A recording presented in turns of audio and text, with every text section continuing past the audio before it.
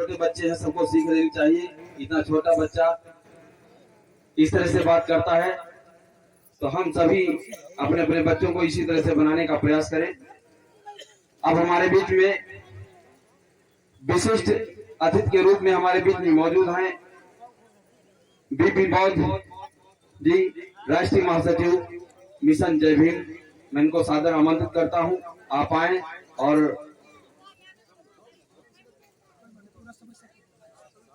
अरे साहब का समय दो, चलिए समय के अनुसार काम। आज इस कार्यक्रम में माननीय राजेंद्र राजेंद्र पाल गौतम जी का हटा दिए इसलिए इस सीतापुर जिले की समस्त धर्म बंधुओं की तरफ से आपका स्वागत, अभिनंदन, वंदन है। बड़ा सौभाग्य है कि आप मेरे इस सीतापुर डिस्ट्रिक्ट में पधारे।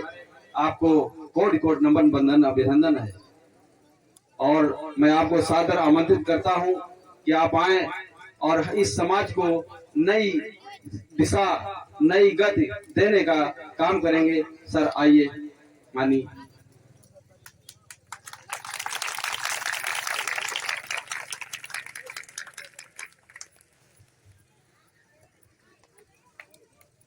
दुनिया को समता, स्वतंत्रता, बंधुता, न्याय, प्रज्ञाशील, करुणा और मैत्री का संदेश देने वाले तथागत भगवान बुद्ध देश के सभी बहुजनों को, देश की महिलाओं, मजदूर, किसानों की हजारों साल की गुलामी को तोड़ने वाले डॉक्टर बाबा साहेब अम्बेडकर बहुजन समाज को हुक्मरान बनने का सपना न केवल दिखाने बल्कि उसको पूरा करने वाले माननीय कांशीराम साहब, ज्योतिबा फूले, सावित्रीबाई फूले, साहू जी महाराज, पेरियार रामास्वामी नायकर जी, नारायण गुरु, ललित सिंह यादव, रामस्वरूप वर्मा जी, जगदेव बाबू कुशवाहा जी और समाज के सभी महापुरुषों के चरणों में कोटि कोटि नमन करते हुए मैं समस्त आयोजकों को बधाई देता हूं इतना सुंदर कार्यक्रम आयोजित करने के लिए, बौद्ध कथा का आयोजन करने के लिए।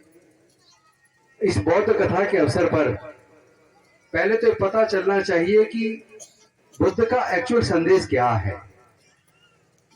बुद्ध ने ऐसी कौन सी वस्तु खोजी, ऐसी क्या चीज थी जो लोगों के दुख को दूर करने वाली थी।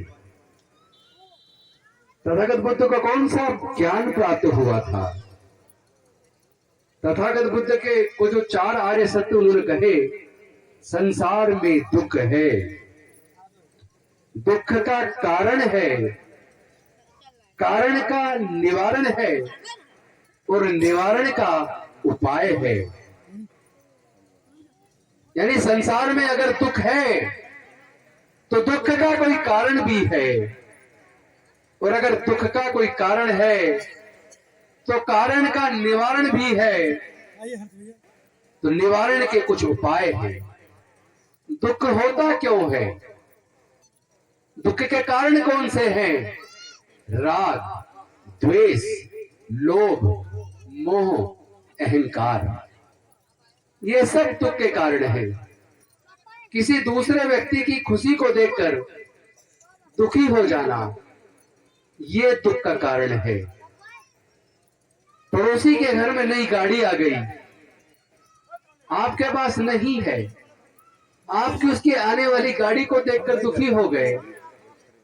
आपका पद ऊंचा है, पड़ोसी का पद आपसे छोटा है, लेकिन वो किसी तरीके से, गलत तरीके से धन कमा के बड़ी बिल्डिंग बना ले और आप दुखी हो जाएं, तो ये दुख किसी और का दिया हुआ नहीं है। आप किसी से नफरत करने लगे, आपके अंदर अहंकार पनप जाए, किसी के प्रति आपका राग पैदा हो जाए, किसी से आपको द्वेष पैदा हो जाए, किसी चीज के प्रति आपके अंदर लाभ जग जाए और वो लाभ जो आपके मन में जगा है वो पूरा ना हो, किसी के प्रति आपके अंदर राग पैदा हो जाए और वो चीज आपको ना मिले, तो आपको दुख पैदा हो जाता है। तो अपने, कोई कहता है कि मैंने दुनिया जीत ली, जैसे फॉर एग्जाम्पल जब सम्राट अशोक ने कलिंगा की विजय को प्राप्त कर लिया, कलिंगा को जीत लिया, तो चारों तरफ लाखों लोगों की लाशें ही लाशें थी, खून ही खून बिखरा पड़ा था। सम्राट अशोक को लगा मैंने कलिंग जीत लिया, मैंने दुनिया जीत ली। लेकिन एक भिक्षु ने कहा कि क्या तुमको लगता है तुमने दुनिया जीत ली? सम्राट अशोक ने कहा कि हाँ, मैंने कलिंग पे विजय हासिल कर ली। तो भिक्षु ने कहा क्या तुमने अपने अंदर के राग को, द्वेष को, लोभ को, मोह को, अहंकार को जीत लिया? तो सम्राट अशोक एकदम चुप हो गए। अगर आपने अपने अंदर के राग, द्वेष, लोभ, मोह, अहंकार को न जीता तो तुम अभी जीते कहां हो? अभी तो तुम हारे हुए हो। उसके बाद सम्राट अशोक बुद्ध की शरण में चले गए, सारे औजार हथियार त्याग दिए और उन्होंने बुद्ध के धम्म का प्रचार प्रसार शुरू किया। बुद्ध ने, जब बुद्ध का अंतिम समय था, तो जो बौद्ध भिक्षु बुद्ध के साथ रहते थे, उन्होंने कहा कि तथागत आपके जाने के बाद हमारा क्या होगा? बुद्ध ने कहा अत्तदीप भव, अपना दीपक स्वयं बनो। और दूसरी बात बुद्ध ने कही, किसी बात को इसलिए मत मानो कि मैं बोल रहा हूं, किसी बात को इसलिए भी मत मानो किसी महाग्रंथ में लिखी है, किसी बात को इसलिए भी मत मानो किसी बहुत बड़े व्यक्ति ने कही है या किसी राजा ने कही है। किसी बात को मानने से पहले ध्यान से सुनो, उसे समझो, उसको परीक्षण करके देखो, अपनी बुद्धि और तर्क की कसौटी पर कस कर देखो। अगर आपको उसके बाद लगे ये बात सही है, तब आप उस बात को मानो। तो आज आपने बुद्ध कथा की है यहां, इसके लिए आप सब लोग साधुवाद के पात्र हैं। लेकिन आज के अवसर पर मैं एक बात कहना चाहता हूं, क्या आप इस बात को मानते हैं कि नहीं मानते कि हमारे बहुजन समाज के लोग, जिनकी संख्या भारत में लगभग 88% है, उन्होंने 3500 साल की गुलामी देखी है। तो जैसे बुद्ध ने कहा संसार में दुख है, दुख का कारण है, कारण का निवारण है, निवारण का उपाय है, उसी प्रकार मैं आज आपको याद दिलाना चाहता हूं कि हमारे 3500 साल की गुलामी जो चली, उसके कारण क्या थे, उसका निवारण क्या था, उसका निवारण किसने किया? आज जो हम खुशहाल जिंदगी थोड़ी थोड़ी जीने लगे हैं, मेरे जैसे लोग अगर एमएलए और मंत्री बन गए हैं, तो ये कैसे संभव हुआ? ये चमत्कार हुआ तो हुआ कैसे? क्या इस बात को जानना चाहिए कि नहीं जानना चाहिए? इसको जानने के लिए देश के इतिहास को पढ़ना और समझना जरूरी है। हमारे बहुजन समाज के लोगों ने, देश की 88% जनता ने 3500 साल की अगर गुलामी झेली, तो उसका कारण सिर्फ एक था कि जो धर्मशास्त्र जिसमें यह कहा गया कि देश में अछूतों और शूद्रों को पढ़ने का अधिकार नहीं है, अछूतों और शूद्रों को व्यापार करने का भी अधिकार नहीं है, अछूतों और शूद्रों को संपत्ति रखने का भी अधिकार नहीं है। जिस तालाब में कुत्ता, बिल्ली, गाय, भैंस मलमूत्र कर सकता है, उस तालाब के पानी को छूने का अधिकार नहीं है। तो ज्ञान पर बंदिश थी, संपत्ति रखने पर बंदिश थी, सत्ता में भागीदारी पर बंदिश थी, व्यापार करने पर बंदिश थी। जिन धर्मशास्त्रों में लिखकर ये बंदिश लगाई, वो धर्मशास्त्र डॉक्टर बाबा साहेब अम्बेडकर के संविधान से पहले के थे। देश का शासन उन धर्मशास्त्रों से चलता था। तो जब तक वो धर्मशास्त्रों का शासन चला, तब तक हम लोग ज्ञान से वंचित रहे, तब तक हम लोग व्यापार से वंचित रहे, तब तक हम लोग संपत्ति से वंचित रहे, तब तक हम लोग मानवता के दर्जे से वंचित रहे, जानवर से भी बदतर जीवन जीने के लिए रहे। लेकिन जिस दिन उन धर्मशास्त्रों का शासन खत्म हुआ, जिस दिन मनुस्मृति का शासन खत्म हुआ, जिस दिन डॉक्टर बाबा साहेब अम्बेडकर का बनाया संविधान लागू हुआ, जिस दिन डॉक्टर बाबा साहेब अम्बेडकर ने हमारे पढ़ाई के रास्ते खोल दिए, हमारे नौकरियों में जाने के लिए रिजर्वेशन देके उसके रास्ते खोल दिए, सत्ता में जाने के लिए ग्राम प्रधान, जिला पंचायत सदस्य, चेयरमैन, मेयर, एमपी, एमएलए, मंत्री, डॉक्टर, इंजीनियर, जज, कलेक्टर, साइंटिस्ट, प्रोफेसर बनने के रास्ते डॉक्टर बाबा साहेब अम्बेडकर ने खोल दिए। उसके बाद हमारे जीवन में खुशहाली आई, उसके बाद हमारे जीवन में तरक्की आई। तो जिस प्रकार संसार में दुख है, दुख का कारण है, कारण का निवारण है, निवारण के लिए उपाय है, उसी प्रकार हमारे समाज की गुलामी का कारण अशिक्षा थी, ज्ञान पर बंदिश थी, व्यापार पर बंदिश थी, संपत्ति पर बंदिश थी। लेकिन जिस दिन बाबा साहब ने हमारे पढ़ने के रास्ते खोल दिए, यानी गुलामी से मुक्ति का उपाय बता दिया, और न केवल उपाय बताया बल्कि उसको क्रियान्वित करके हमारे आगे बढ़ने के रास्ते बना दिए, उस दिन हम लोग को भी मानवता का दर्जा मिला। उसके बाद हम लोग धीरे धीरे आगे बढ़ने लगे, और माननीय कांसीराम साहब ने जो सपना दिखाया हुक्मरान बनाने का, बाबा साहब के मिशन मूवमेंट को आगे बढ़ाने का, उसके बाद हम लोग 4-4 बार मुख्यमंत्री बने। उसके बाद हम लोग कितने स्वाभिमानी बने, हमारा स्वाभिमान जगा, गांव गांव में बुद्ध कथाएं होने लगी, गांव गांव में बाबा साहब की मूर्तियां लगने लगी, चारों तरफ बाबा साहब का काफिला बढ़ने लगा। और उसके बाद उनके पेट में दर्द हो गया, जो नहीं चाहते थे कि हम भी आगे बढ़े, जो नहीं चाहते थे कि हमारे समाज को तरक्की में हिस्सा मिले, जिन लोगों ने हमें हजारों साल तक नहीं पढ़ने दिया, उनके पेट में दर्द हो गया, और उन्होंने पढ़ाई को इतना महंगा कर दिया कि हमारे बच्चों से पढ़ाई छीन जाए। उन्होंने सरकारी उपक्रमों को बेच दिया, क्योंकि जो सरकारी नौकरियां लगती थी, घर में थोड़ा पैसा आ जाता था तो बोलने की ताकत आ जाती थी। उन्होंने वो हमारी सरकारी नौकरियां छीन ली, सब कुछ ठेके पे दे दिया, सब कुछ प्राइवेटाइज कर दिया। फिर से आजादी की तीसरी लड़ाई लड़नी होगी। तो जो रास्ता, जिस लड़ाई की शुरुआत डॉक्टर बाबा साहब अम्बेडकर ने की थी, और उस लड़ाई को उनके जाने के बाद माननीय कांसीराम साहब ने आगे बढ़ाया था। आप सबके मन में उसके बाद से दर्द है कि माननीय कांसीराम साहब का जो रास्ता रुक गया है, उसको अब लेकर आगे कौन जाएगा? ये दर्द आपके मन में है कि नहीं है? ये दर्द तो होगा ना कि उसको कौन भरेगा, उस जगह को जो माननीय कांसीराम साहब ने खाली की? कौन समाज को हुक्मरान बनने के सपने को पूरा करेगा? कौन हमारे स्वाभिमान की और मान सम्मान और इज्जत की रक्षा करेगा? ये सवाल तो आपके मन में होगा ना। राजेंद्र पाल गौतम, राजेंद्र पाल गौतम जिंदाबाद, जिंदाबाद। तो मैं आज आपको एक बात कहने आया हूँ।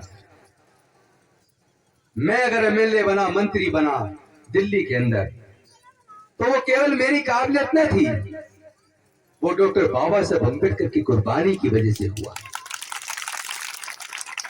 हमारे और आपके जीवन में जो भी कुछ खुशहाली आई, ये डॉक्टर बाबा साहब अम्बेडकर की कुर्बानी की वजह से आई।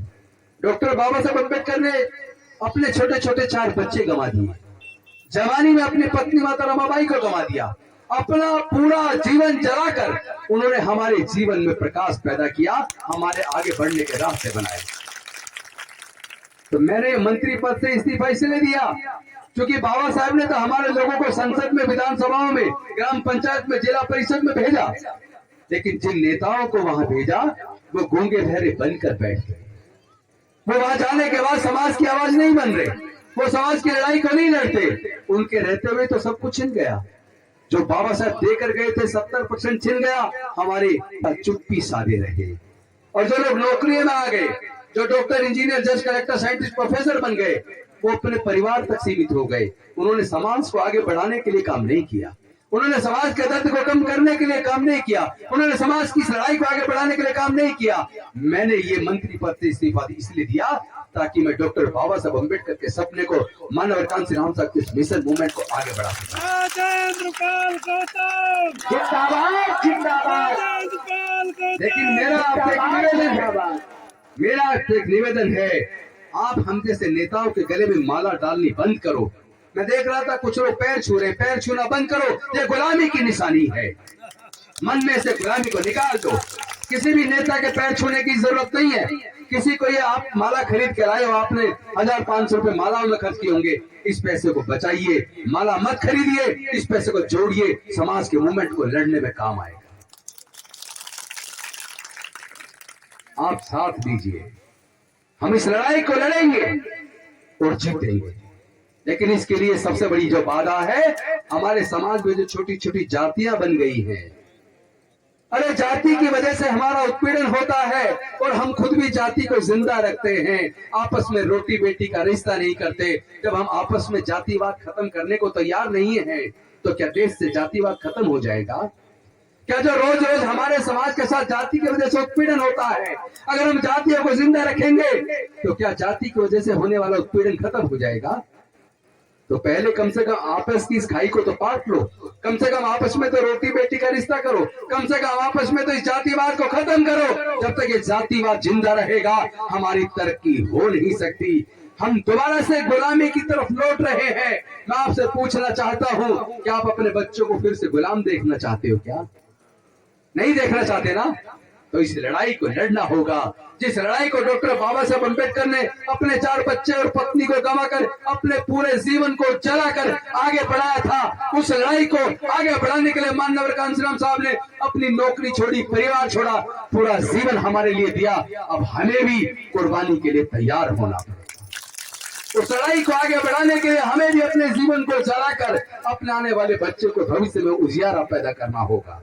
लेकिन ये संभव तब होगा जब हम आपस में प्यार पैदा करें, नफरत को खत्म करें, अपने खुद के अंदर फैले जातिवाद को खत्म करें, रोटी बेटी का रिश्ता करें। इसलिए मिशन जय भीम ने एक नारा दिया है, जाति छोड़ो समाज जोड़ो, जाति छोड़ो समाज जोड़ो, जाति छोड़ो समाज जोड़ो। और दूसरा, जिस प्रकार अनेकों नदियां जब निकलती हैं, अलग अलग जगह से निकलती हैं, पर्वतों से निकलती हैं और अलग अलग से जाकर समुद्र में गिर जाती है। समुद्र में गिरने के बाद नदी अपनी पहचान खो देती है। कोई भी व्यक्ति उस समुद्र से एक लोटा पानी निकालकर ये नहीं बता सकता ये कौन सी नदी का पानी है। उसी प्रकार जो हम अलग अलग जातियों के रूप में जाने जाते हैं, जाति जिसने बनाई वो जाति बनाने के वजह से फायदे में है, लेकिन हम और आप सब लोग जाति की वजह से नुकसान में हैं। जाति कुदरत ने नहीं बनाई है। अगर कुदरत ने जाति बनाई होती तो अमेरिका में भी जाति होती। अमेरिका में तो जाति नहीं है, चाइना में तो जाति नहीं है, जापान में तो जाति नहीं है, इंग्लैंड में तो जाति नहीं है, फ्रांस में तो जाति नहीं है, इटली में तो जाति नहीं है, ऑस्ट्रेलिया में जाति नहीं है, न्यूजीलैंड में जाति नहीं है। जब पूरे दुनिया में जाति नहीं है तो भारत में जाति क्यों है? इसका मतलब जाति को कुदरत ने नहीं बनाया, जाति को चालाक इंसानों ने बनाया। हमें शूद्र और अछूत चालाक इंसानों ने बनाया। खुद को तो रख लिया देवता की श्रेणी में और हमें अछूत बना दिया। अरे तुम हो कौन? तुम हो कौन जातियों को बनाने वाले? तुम तो सारे जो चढ़ावा चढ़ता है मंदिरों में, उस पर पूरे पे कब्जा करके बैठ जाते हो। हमारी कमाई मेहनत कस लोग हम, चूंकि बने हुए जानवर की खाल उतार कर गला कर रंग करके उससे जूते और चप्पल हम बनाते हैं, बेल्ट हम बनाते हैं, जैकेट हम बनाते हैं, कैप हम बनाते हैं और कपास उगाकर खेत के अंदर उस कपास से धागा हम बनाते हैं, कपड़े हम बनाते हैं, कपड़े हम सिलते हैं, मिट्टी से ईंट भी हम ही पाते हैं, मकानों का निर्माण भी हम करते हैं।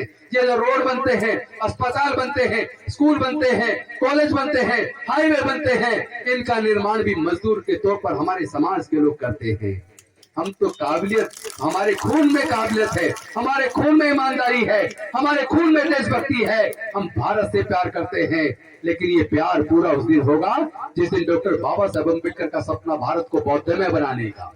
क्योंकि उन्होंने कहा था, जिस प्रकार अनेकों नदियां अलग अलग नाम से जानी जाती है, समुद्र में गिरने के बाद अपनी पहचान खो देती है, उसी तरह मेरे इस बहुजन समाज को बौद्ध धर्म की दीक्षा लेकर अपनी जातियों को खत्म करना है।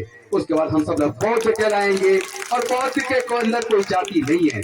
जिस दिन हम अपने पुरखों के धम्म में, अपने महापुरुषों की सांस्कृतिक विरासत में, बुद्ध के धम्म में घर वापसी करेंगे, हम सब लोग बौद्ध कहलाएंगे। उसके बाद हमारे ऊपर कोई जुल्म करने की हिम्मत नहीं करेगा, और अगर कोई जुल्म करेगा तो चाइना हमारे साथ होगा। जापान हमारे साथ होगा, थाईलैंड हमारे साथ होगा, बर्मा हमारे साथ होगा, श्रीलंका हमारे साथ होगा, जितनी बौद्ध 56 देश हैं वो सब हमारे साथ होंगे। फिर किसी की हिम्मत नहीं है कोई हमारे किसी बौद्ध के साथ उत्पीड़न कर दे। तो हमारी मुक्ति का मार्ग डॉक्टर बाबा साहब अम्बेडकर बता कर गए हैं। हमें सिर्फ बाबा साहब अम्बेडकर के कहने को मानना है, उनके बताए रास्ते पर आगे बढ़ना है, अपने आने वाले बच्चों को गुलामी से बचाना है। तरक्की का रास्ता पढ़ाई से निकलता है। अपने बच्चों के अंदर पढ़ाई के प्रति, ईमानदारी से पढ़ाई के प्रति लगन पैदा करो, क्योंकि हमारे पास नेचुरल रिसोर्स नहीं है। कोई ये खेत की जमीन, जंगल जमीन अपनी माँ के पेट से लेके पैदा नहीं हुआ, फिर भी कुछ ही लोग उसके मालिक क्यों है। जमीनों के अंदर हमारा आपका हिस्सा कहाँ है? तो जमीन तो वापस मिल नहीं सकती, लेकिन अगर हमने अपने बच्चों को पढ़ा दिया तो यही बच्चे पढ़ लिख कर आने वाले समाज का निर्माण करेंगे, एक नई नींव रखेंगे और एक ऐसा समाज बनाएंगे जहाँ जाति के लिए कोई स्थान ना हो, जहाँ नफरत के लिए कोई स्थान ना हो, जहाँ केवल प्यार ही प्यार हो। और हम प्यार को फैलाएंगे, बौद्ध में भारत बनाएंगे और डॉक्टर बाबा साहब अम्बेडकर के सपने को साकार करेंगे। इन्हीं शब्दों के साथ मैं अपनी वाणी को विराम देता हूँ। बहुत बहुत धन्यवाद। नमो बुद्धाय। जय भीम, जय भारत। बौद्ध धर्म की क्या पहचान? मानो मानो एक